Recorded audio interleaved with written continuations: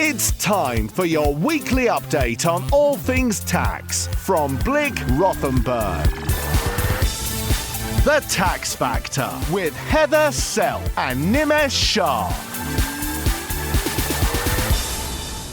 Hello and welcome to The Tax Factor, the weekly podcast from Blick Rothenberg. Each week, our tax team looks at the news and updates in the world of tax and provides an analysis of what it might mean for you and your business. I'm Heather Self, and this week I'm joined again by Blick Rothenberg CEO Nimesh Shah. Nimesh, we're seeing more comments by politicians as we head towards party conference season. What's Rachel Reeves been saying this week? Yeah, as you said, Heather, it is the season for politicians to have their 2 pence on tax. Rachel Reeves has been no different, and the 1-year anniversary of the mini budget, I think Rachel Reeves took the opportunity to say that should Labour be elected into government, they would only have one fiscal announcement every year. You might remember, Heather, in 2016, that Philip Hammond, in his very first autumn statement, said at the very end of that statement that that would be his last statement and that they would be moving to a one fiscal event per annum cycle. Now, that never happened. We then went into COVID and they ended up having something like 13 fiscal statements from Rishi Sunak in that year, but for very good reason. Indeed. It would certainly be a blessing to just have one fiscal event a year, but we'll see how long any chancellor resists the temptation to fiddle even more. I think the hot topic this week has got to be inheritance tax, or IHT. There seems to be a campaign running with a few Conservative politicians and perhaps the Daily Telegraph to see whether they can get it abolished. And I noticed that earlier on this week, the IFS has published a detailed report about it. What's your take on where we're up to on that?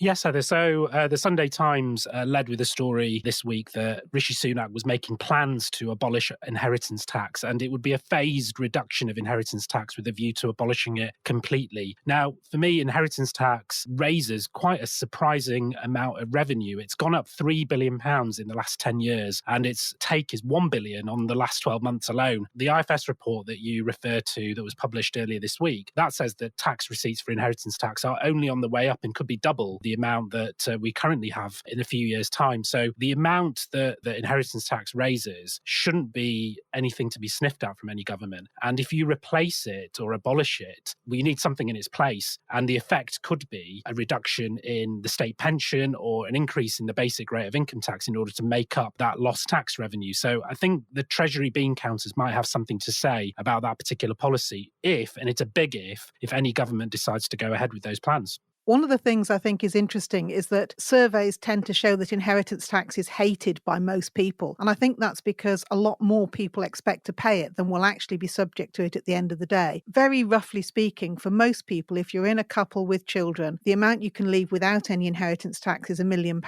and it's only charged on the excess over that. So even somebody with a house worth £1.5 million with no mortgage, 500,000 at 40% is 200,000 on a £1.5 million estate. If they abolish it, the IFS figures show very starkly that the benefits of abolition will go very much to those at the higher end of the income and wealth scale. Something like 83% of benefits would go to people who've already got over £1 million in assets. It doesn't feel right to me to be doing something which I think is going to come across as unfair to a large number of people. I think there are ways to make inheritance tax much better and perhaps simpler without abolishing it. One particularly interesting point is the impact it could have on the AIM alternative investment market. I don't know if you saw a comment that the lawyer Dan Needle put out this week. Yeah, it was some interesting thoughts on the back of the Sunday Times story. And just picking up on what you said about the most hated tax in the UK, there is this perception that more people are caught by inheritance tax than they actually are. And it's around 4% of all estates will pay inheritance tax. So it's not a huge number of people, but there is this optical perception that more people do suffer from it than they actually do, as I say. What Dan Needle was talking about, which is a very well made point and something I hadn't considered, Heather, when we were debating this, is that the alternative investment market currently attracts something called business property relief, where those shares in the AIM market are completely relieved from IHT. I should say not all shares are, but the majority of shares listed on AIM would be. The speculation would be that, well, a number of people will invest in AIM, traditionally quite high risk type investments, very volatile share pricing. And what would that do to the AIM market? Would we see a 30% collapse, as an example, in the value of AIM shares if they didn't carry that IHT relief? And it's one of my, I suppose, mantras in life that we should never let the tax tail wag the investment dog. But AIM is certainly one of those areas that I think has benefited from the fact that inheritance tax is such a much maligned tax at that 40% headline rate that people do things to plan around it, including investing in maybe slightly higher stocks than they should be.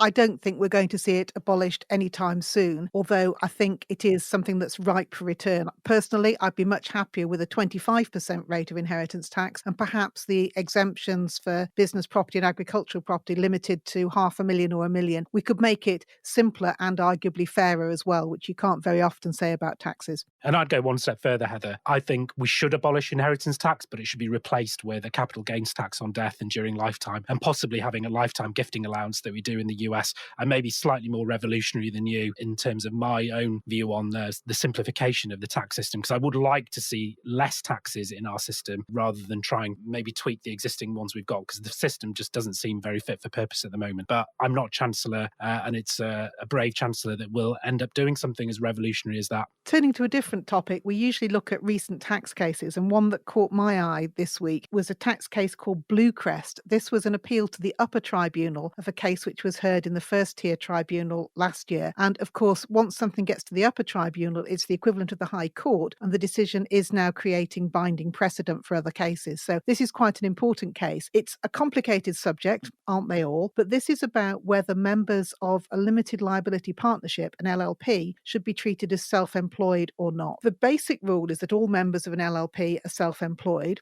But if you fail 3 separate tests, then you're treated as an employee. And the consequence of that is having to pay about 10% more national insurance contributions. The legislation's written upside down and backwards. There are 3 tests. They're all negative tests. And it's only if you fail all the tests that you get treated as an employee. But very briefly, you'll be an employee if more than 80% of your earnings are fixed, if you are not involved in the management of the business to a significant extent, and if you've not got very much capital in the business.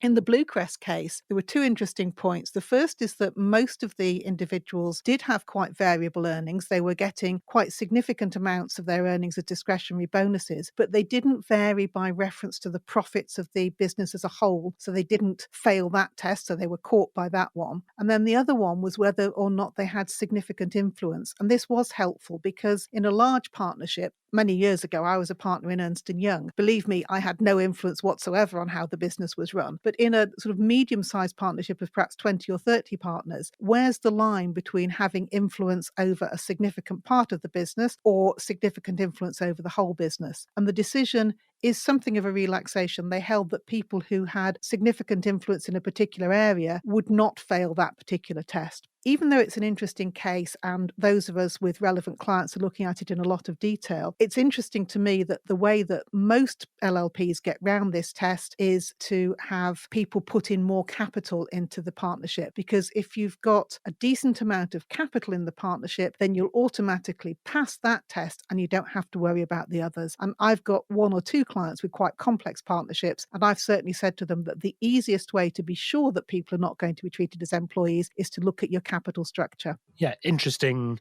case, the Bluecrest one, as you say, Heather. I think this is probably the largest, if not one of the most prominent cases that we've had on the salaried members rules that have been around now for some time. And it's just interesting to see that those principles being drawn out in the tribunal as well. I think we'll see a bit more of that as well. But as you allude to, the prescriptive nature of the legislation when this was designed, there are mechanisms and approaches that a partnership can take to fall outside of those rules. So I'll be watching this space with some interest over the next few years as well. I don't think it's the last we've heard of a Bluecrest type arrangement. I think going back to our previous discussion about inheritance tax and where else might the Chancellor get money from, one of my points to watch is whether at some point, particularly a Labour Chancellor, might impose more national insurance on large partnerships. Personally, I think charging partners in the Big Four and the Magic Circle law firms a bit more national insurance would be quite a palatable way to raise a bit more money. But there we go. You're not going to be very popular there, Heather, but we'll move on. Moving swiftly on. Other people who are not very popular at the moment, I think, are HMRC and their telephone service. Yeah, that's right. We've mentioned this a few times on the Tax Fact, haven't we? And HMRC have come in for yet more criticism again around falling standards. A survey done recently says that a third of small businesses have seen a deterioration in their service levels with HMRC over the last 12 months. Only 5% of small businesses were saying that HMRC service standards had improved. And again, another signpost to the fact that a lot of HMRC workers are working from home, and whether that's having having an impact on service levels. From our perspective as agents, as authorised agents with HMRC have removed their standard to remove the 10-minute service level agreement for the agent dedicated line. So we could get through on a fast track service to HMRC to speak to a competent inspector at the other end to talk about our client's tax affairs. But that 10-minute SLA now is being removed as well. So we're going to have to spend a lot more time on hold listening to that HMRC music before we can get through and speak to someone. And finally, we've mentioned a couple of times that the Chancellor's autumn statement will be on the 22nd of November. I noticed on the gov.uk website that if anybody wants to put their own ideas to the Chancellor, you're very welcome to do so. Whether he'll be listening is another question entirely.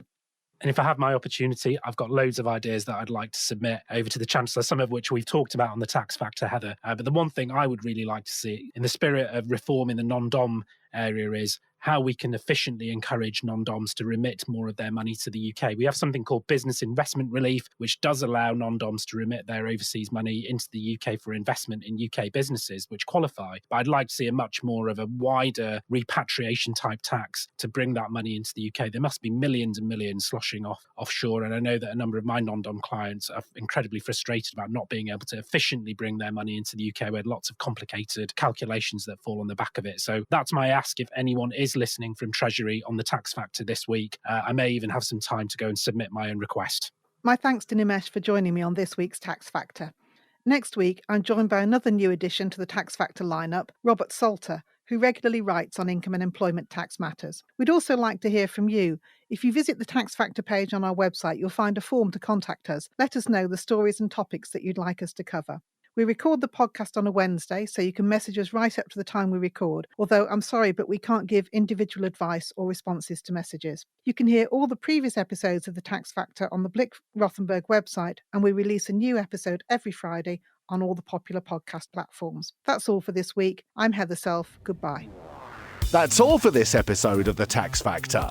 Find all our previous episodes wherever you get your podcast. If you enjoyed this podcast, why not try Brave Business, our podcast series for entrepreneurs? Find it wherever you get The Tax Factor or on the Blick Rothenberg website. The Tax Factor.